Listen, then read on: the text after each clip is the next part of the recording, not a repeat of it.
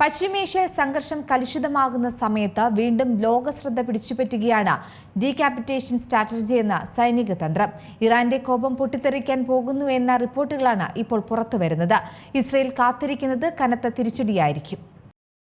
ശത്രുരാജ്യത്തിന്റെ നേതൃനിരയെ നേരിട്ട് ലക്ഷ്യമിട്ട് ആക്രമണം നടത്തുക എന്നതാണ് ഈ തന്ത്രത്തിന്റെ മധ്യകേന്ദ്രം.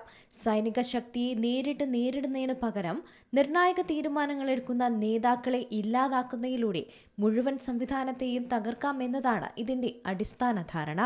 ഇസ്രയേൽ ഉൾപ്പെടെയുള്ള ചില രാജ്യങ്ങൾ ഈ രീതിയെ പല സാഹചര്യങ്ങളിലും പ്രയോഗിച്ചിട്ടുള്ളതായും റിപ്പോർട്ടുകൾ വ്യക്തമാക്കുന്നുണ്ട്.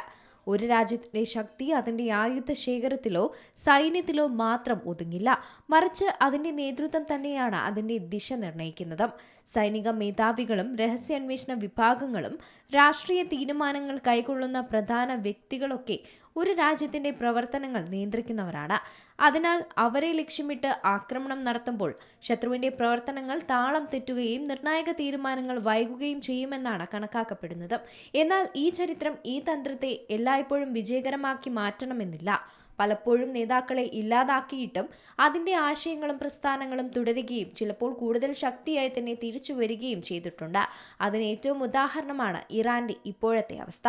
നേതാക്കൾ മാറിയാലും അവരെ പിന്തുണയ്ക്കുന്ന സംവിധാനങ്ങളും ആശയങ്ങളും നിലനിൽക്കുന്നിടത്തോളം കാലം ഒരു പ്രസ്ഥാനം അവസാനിക്കില്ല എന്ന് തന്നെയാണ് ഇതിലൂടെ വ്യക്തമാക്കുന്നത്.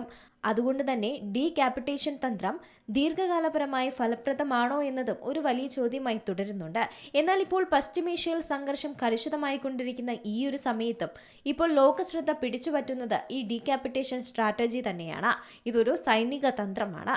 ഇറാന്റെ കോപം പൊട്ടിത്തെറിക്കാൻ പോകുന്നു എന്നുള്ള റിപ്പോർട്ടുകളാണ് ഇപ്പോൾ പുറത്തുവരുന്നത്. അധികം വൈകാതെ തന്നെ ഇസ്രയേൽ കാണാൻ പോകുന്നത് വലിയൊരു ദുരന്തം തന്നെയായിരിക്കും. ഇസ്രയേലിനുള്ള ഒരു മുന്നറിയിപ്പായി തന്നെ ഈ തന്ത്രത്തെ കാണാം. ഇസ്രയേൽ കാത്തിരിക്കുന്നത് കനത്ത തിരിച്ചടിയായിരിക്കും. International desk, C Malayalam news.